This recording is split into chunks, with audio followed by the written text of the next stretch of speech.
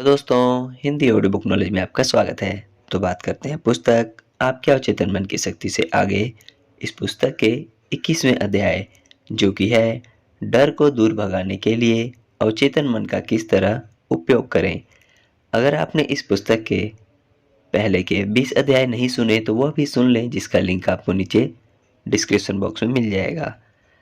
तो चलिए दोस्तों, शुरू करते हैं। मेरे एक विद्यार्थी ने मुझे बताया कि उसे एक बार एक समारोह में वक्ता के रूप में बुलाया गया। वह हजारों लोगों के सामने बोलने की कल्पना मात्र से ही डर रहा था।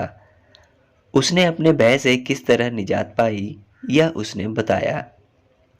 कई रातों तक वह सोने से पहले अपनी आराम कुर्सी पर 5 मिनट शांति से बैठा और उसने अपने आप से धीरे धीरे, शांति से और सकारात्मक भाव से कहना शुरू किया, मैं इस भय पर काबू पाने जा रहा हूँ। मैं अब इससे बाहर आ रहा हूँ।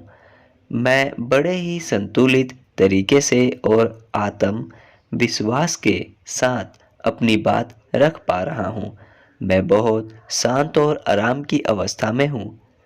उसने मन के निश्चित सिद्धांत का उपयोग किया और अपने डर से बाहर आ गया। हमारा अवचेतन मन सुझावों को ग्रहण करने की क्षमता रखता है और हमारे सुझाव द्वारा ही नियंत्रित होता है। जब आप शांत बैठते हो और अपने मन को एकाग्र करते हो तो आपके चेतन मन के विचार अवचेतन मन में जाने लगते हैं। यह क्रिया परासरण की क्रिया के समान होती है, जहाँ एक साथ मिले हुए द्रव एक सरंध्र झिल्ली द्वारा अलग अलग किए जाते हैं। जैसे ही सकारात्मक विचारों के ये बीज अवचेतन मन में बैठते हैं, वे अपनी प्रकृति के अनुसार वृद्धि करते हैं और आप तैयार, निर्मल और शांत होते जाते हो। मनुष्य का सबसे बड़ा शत्रु। यह कहा गया है कि भय मनुष्य का सबसे बड़ा शत्रु है। असफलता, बीमारी और कमजोर मानवीय रिश्तों के पीछे का एकमात्र कारण भय ही होता है। लाखों लोग अतीत, भविष्य, बुढ़ापा, पागलपन और मौत के भय से हमेशा ग्रस्त रहते हैं।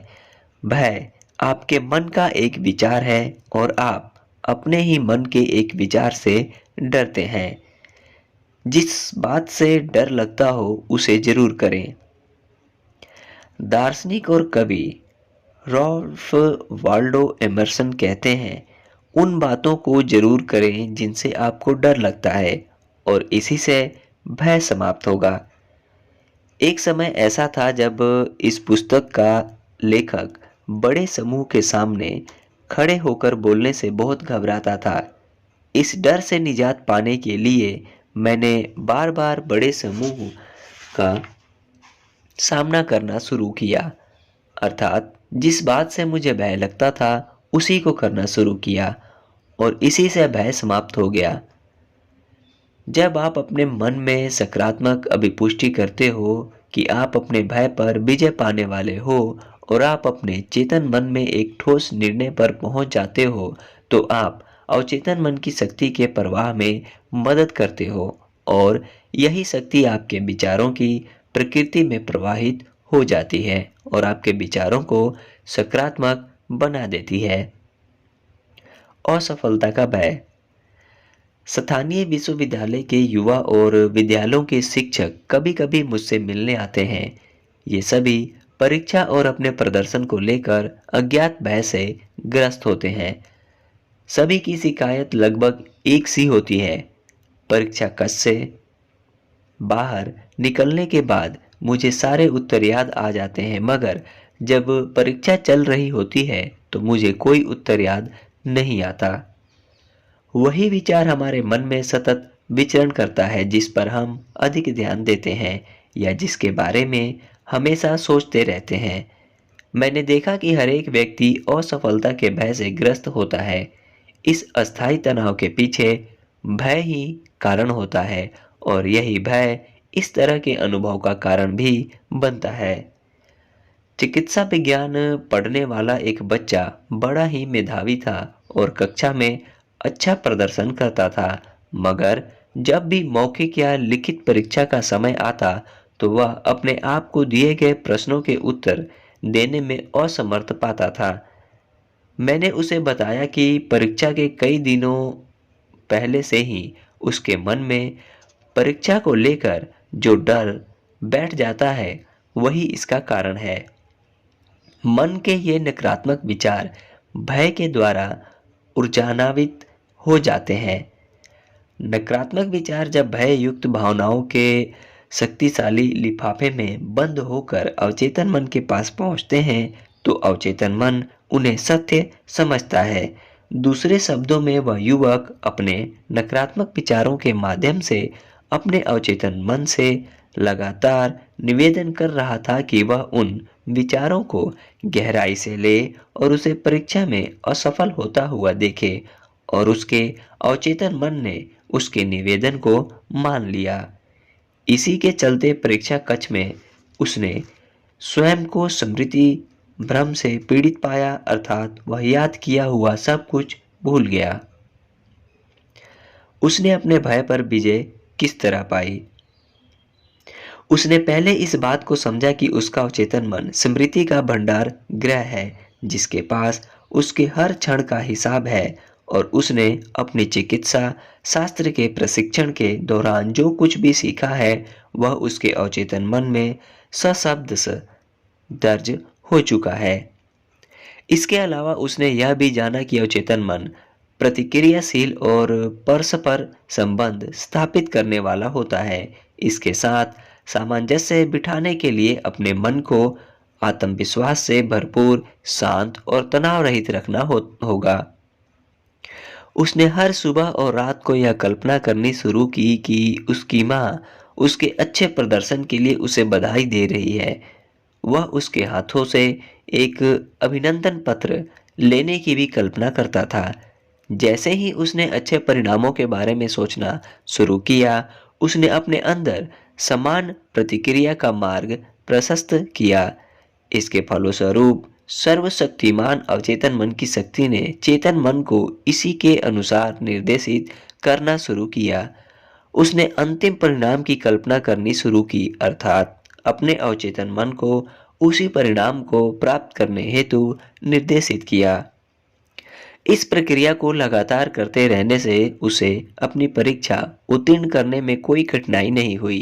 दूसरे शब्दों में व्यक्तिपरक बुद्धिमत्ता ने मोर्चा संभाला और उसे अपनी स्व अवधारणा को उन्नत करके अपने प्रदर्शन को बेहतर बनाने हेतु प्रेरित किया। पानी, पहाड़, बंद कमरे आदि का डर। ऐसे बहुत से लोग होते हैं जो लिफ्ट या एलिवेटर पर चढ़ने, पहाड़ पर चढ़ने, पानी में तैरने से डरते हैं। इसके पीछे यह कारण भी हो सकता है कि पहाड़, लिफ्ट या पानी के साथ उस व्यक्ति के बचपन या युवावस्था के बुरे अनुभव जुड़े हों। हो सकता है उसे तैरना ना आने पर भी जबरन पानी में धकेल दिया गया हो। हो सकता है उसके लिफ्ट पर चढ़ते ही लिफ्ट बंद हो गई हो और वह लिफ्ट में फंस गया हो। संभव है इसी कारण उसके मन में इन स्थानों पर जाने का डर समा गया हो। पानी के साथ मेरा भी ऐसा ही अनुभव है। मैं जब 10 साल का था तो दुर्घटनावश तरणताल में गिर गया और 3 बार पानी में नीचे चला गया। मुझे अब भी पानी का वह भयंकर रैला याद है जो मेरे सर के ऊपर तक आ गया था और मेरी सांस उखड़ने लगी थी। अंतिम क्षणों में एक लड़के ने मुझे खींचकर बाहर निकाला और मेरी जान बची। यह अनुभव मेरे अवचेतन मन में गहराई से बैठ गया और अगले कई सालों तक मैं पानी से डरता रहा। एक वृद्ध मनोचिकित्सक ने मुझसे कहा, तरणताल में जाओ, पानी की ओर देखो और जोर से कहो, मैं तुम पर विजय पाने वाला हूँ, मैं तुम पर हावी होने वाला हूँ। फिर पानी के अंदर जाओ, तैरना सीखो और इस डर से बाहर आओ। मैंने ऐसा ही किया और तैरना सीखकर पानी से जुड़े अपने भय पर विजय पा ली। जब भी मैंने किसी नए व्यवहार के बारे में सोचा, अवचेतन मन की शक्ति ने उसका जवाब दिया और मुझे शक्ति और आत्मविश्वास दिया जिसके सहारे मैं अपने डर पर जीत हासिल कर सका। किसी खास डर से निजात पाने की प्रमुख तकनीकें। नीचे कुछ तकनीकें दी गई हैं जो किसी भी डर से बाहर आने में आपकी मदद करती हैं। मैं इन तकनीकों के बारे में मंच से बताता हूँ। ये जादू की तरह काम करती हैं। अपना कर देखें। मान लीजिए कि आप पानी से, किसी पहाड़ से, बंद स्थानों से या साक्षात्कार से डरते हैं। यदि आपको पानी से डर लगता है तो दिन में 3-4 बार शांत होकर बैठें और स्वयं को कल्पना में पानी में तैरता देखें। वास्तव में आप अपने मन में तैर रहे हो। यह एक व्यक्तिपरक अनुभव है। आपने मानसिक रूप से स्वयं को पानी में देखा है। आप पानी की ठंडक महसूस कर रहे हो, साथ ही पानी में अपने हाथ पांव की गति भी महसूस कर रहे हो। यह मन में चल रही स्पष्ट, वास्तविक और आनंददायक गतिविधि है। यह बेकार बैठकर दिन में सपने देखने वाली क्रिया नहीं है, क्योंकि आप जानते हैं कि आप अपनी कल्पना में जो कुछ भी अनुभव कर रहे हैं वह आपके अवचेतन मन पर अंकित हो जाएगा। इसके बाद इस कल्पना को अपने मन की गहराई में अंकित करने के लिए आपको मजबूर किया जाएगा। यही अवचेतन मन का सिद्धांत है। यदि आप भी पहाड़ या ऊंचाई के डर से ग्रस्त हैं तो आप उस पर जीत हासिल करने के लिए इस तकनीक का इस्तेमाल कर सकते हैं। कल्पना करें कि आप पहाड़ पर चढ़ रहे हो। इसकी वास्तविकता को महसूस करें। सुंदर दृश्यों का आनंद लें। जब आप इसे मानसिक रूप से करते रहेंगे तो शारीरिक रूप से भी आप सहजता और आराम से इसे कर सकेंगे। सामान्य और असामान्य भय। मनुष्य प्राकृतिक रूप से दो तरह के भय के साथ जन्म लेता है। वे हैं ऊंचाई से गिरने का डर और तेज आवाज का डर। ये डर प्रकृति के द्वारा हमारे आत्म संरक्षण के लिए दिए गए हैं। सामान्य डर अच्छा होता है। आप किसी गाड़ी को सामने आते देखते हैं तो तत्काल रास्ते से हट जाते हैं। भागने का वह तत्कालिक डर आपके काम द्वारा दूर कर दिया जाता है। बाकी दूसरे डर आपके अभिभावकों, रिश्तेदारों, शिक्षकों और उन सभी लोगों के द्वारा जो आपको प्रभावित करते हैं, आपको दिए जाते हैं। असामान्य भय। जब कोई व्यक्ति अपनी कल्पना पर से अपना नियंत्रण खो देता है और उसकी कल्पनाएं बवाल मचाने की स्थिति में आ जाती हैं तो असामान्य डर पैदा होता है। मैं एक ऐसी महिला को जानता हूं जिसे हवाई जहाज से पूरी दुनिया की सैर करने के लिए निमंत्रित किया गया। उसने हवाई दुर्घटनाओं के बारे में समाचार पत्रों में छपी सारी जानकारियों को इकट्ठा किया। वह स्वयं को कल्पना में समुद्र में डूबते, विमान से गिरते हुए महसूस किया करती थी। यह असामान्य डर था। यदि वह इन कल्पनाओं के साथ जुड़ी रहती तो वह निसंदेह अपने इस डर से कभी भी मुक्त नहीं हो सकती थी। कई लोग ऐसे होते हैं जो हमेशा इस डर के साथ जीते हैं कि उनके बच्चों के साथ कुछ बुरा ना घट जाए या कोई भयंकर दुर्घटना उनको अपनी चपेट में ना ले लेगी।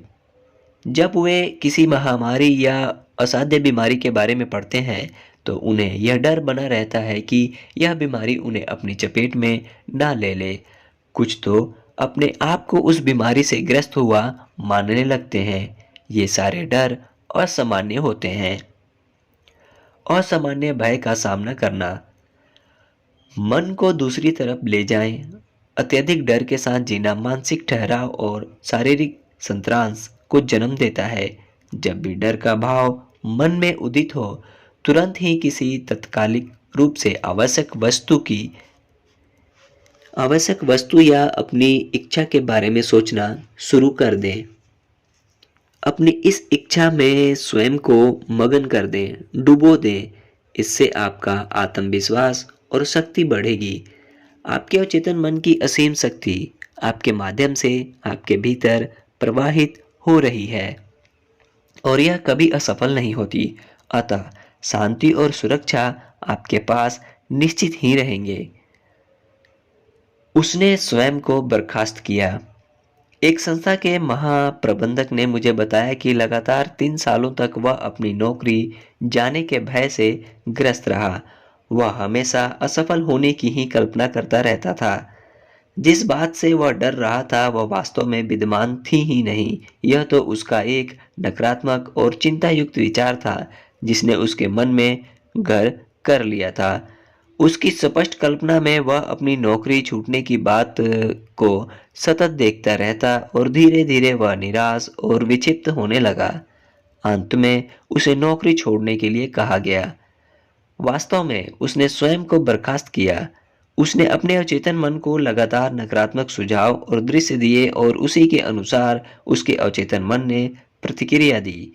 इसके कारण उसके हाथों से मूर्खतापूर्ण गलतियां होने लगी, गलत निर्णय लिए जाने लगे जिनके कारण प्रबंधन के पद के लिए उसे अयोग्य माना जाने लगा। उसकी नौकरी कभी भी नहीं जाती यदि उसने अपने डर पर काबू पाने के लिए तुरंत अन्य विचारों या कल्पनाओं का सहारा लिया होता। अपने आप को हर तरह के डर से दूर करें। अपने अचेतन मन के चमत्कारों के बारे में जानें और यह कैसे काम करता है यह भी समझें। इस अध्याय में बताए गए तरीकों का अभ्यास अभी से आज ही से करना आरंभ करें। आपका अचेतन मन वैसी ही प्रतिक्रिया देगा और आप अपने हर डर से मुक्त हो जाएंगे। डर से मुक्ति पाने के लिए इस तरह आगे बढ़ें। पहला, आप जिन बातों से डरते हैं उन्हीं को करना शुरू करें। डर की मौत निश्चित है। अपने आप से कहें, मैं इस डर पर काबू पाने वाला हूं और ऐसा महसूस भी करें। दूसरा, डर हमारे मन का एक नकारात्मक विचार होता है। इसे किसी सकारात्मक विचार की सहायता से मन से उखाड़ फेंकें। आत्मविश्वास डर से अच्छा होता है। तीसरा, डर महान शत्रुओं में से एक है। असफलता, बीमारी और बिगड़ते रिश्तों के पीछे इसी का हाथ होता है। प्रेम डर को निकालता है। प्रेम जीवन की अच्छी बातों से हुआ भावनात्मक लगाव होता है। ईमानदारी, एकता, न्याय, भलाई और सफलता के साथ प्रेम करें। हमेशा सर्वश्रेष्ठ की आशा के साथ जिएं और सर्वश्रेष्ठ आपके पास आएगा। चौथा, डर के विचारों को विपरीत विचारों द्वारा निष्क्रिय करें, जैसे मैं अच्छा गाता हूँ, मैं शांत, उत्साही और निर्मल मन का हूँ आदि। इसका बहुत लाभ होगा। पांचवा, लिखित और मौखिक परीक्षा के समय स्मृति लोप भी डर के कारण ही होता है। आप इसे बाहर आने के लिए इस अभिपुष्टि का सहारा ले सकते हैं। मुझे जो कुछ जानना है उसके लिए मेरी स्मृति बढ़िया काम कर रही है।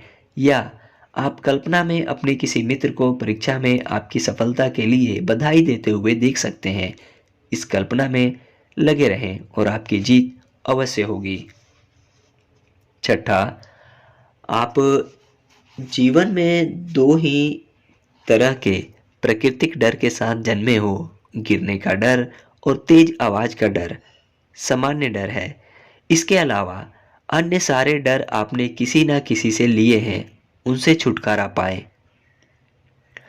सातवां, सामान्य डर अच्छा होता है मगर असामान्य डर बुरा और नुकसानदायक होता है। लगातार डर युक्त विचारों से ग्रस्त रहना असामान्य डर, सनक और जटिलताओं को जन्म देता है। किसी बात से लगातार डरते रहना आतंक और दहशत को जन्म देता है। आठवां, आप असामान्य डर से बाहर तभी आ सकते हैं जब आप अपने अचेतन मन की ताकत को पहचानें और यह समझ लें कि आपका अचेतन मन आपके आसपास की परिस्थितियों को बदल सकता है और आपकी हार्दिक इच्छाओं को पूरा कर सकता है।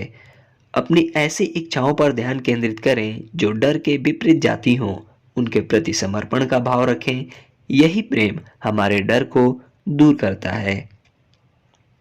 नौवां, यदि आप असफलता से डरते हैं तो सफलता पर ध्यान दें। यदि बीमारी से डरते हैं तो स्वास्थ्य पर ध्यान केंद्रित करें। यदि आप दुर्घटना के भय से घिरे हैं तो सार्वभौमिक मन के निर्देशों पर ध्यान दें।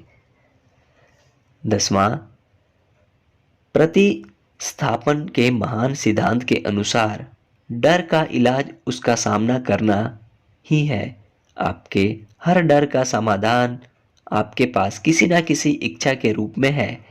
यदि आप बीमार हैं तो आप स्वास्थ्य की इच्छा करें। यदि आप डर की चपेट में हैं तो उससे मुक्ति की इच्छा करें। अच्छे की अपेक्षा करें।